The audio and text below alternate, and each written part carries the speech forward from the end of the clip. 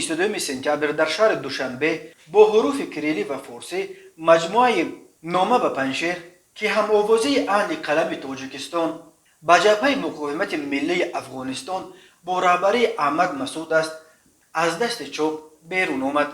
این مجموعه را شاعر، ترجمان، عضو اتفاق نویسندگان تاجیکستان ابراهیم جان دوستالیزاده گردآوری و نشر کرده است. قرار است در روزهای نزدیک مراسم رونمایی این کتاب نیز صورت بگیرد. به دنبال رونمایی شکل الکترونی کتاب هم طریق اینترنت دسترسی همگان می‌گردد.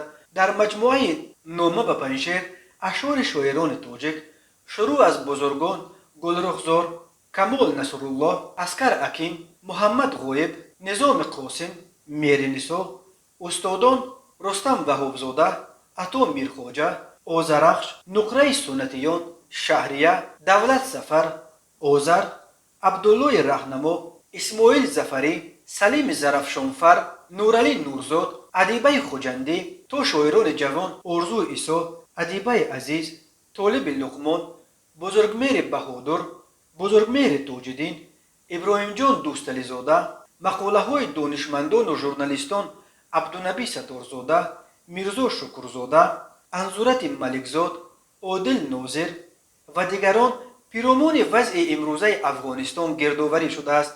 بنا به اطلاع ژورنالیست عادل ناظر در این نگاشته ها اهل زیای تاجیکستان غصب افغانستان را از جانب گروه تروریستی طالبان محکوم کرده خواستار استقرار صلح و آسایش در افغانستان شدند.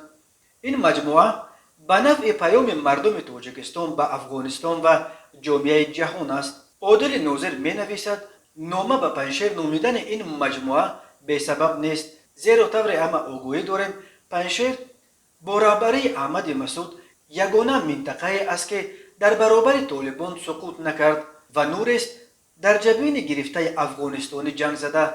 نعره شعران پنشیر در این اواخر گوش عالم را کر کردند. پنشیر کعبه آزادی افغانستان یگانه امید مردم اذیت کشیده این منطقه برای رسیدن به صلح است. پنشیر تنها ولایت از 34 ولایت افغانستان بود که سلطه طالبان را نپذیرفت و به ضد رژیم نوی جنگیان این گروه تندرو قیام کرد.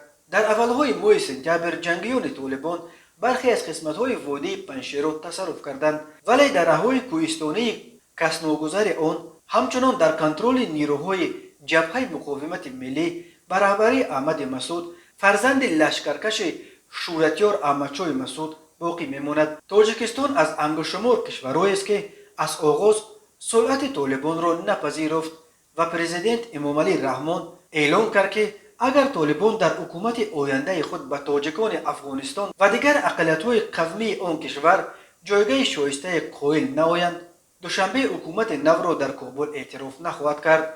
جامعه تاجیکستان بخصوص روشنفکران تاجیک نیز اکثرا موقع طرفداری بیچون چرا از جبهه مقاومت در دره پنشیر را انتخاب کردند.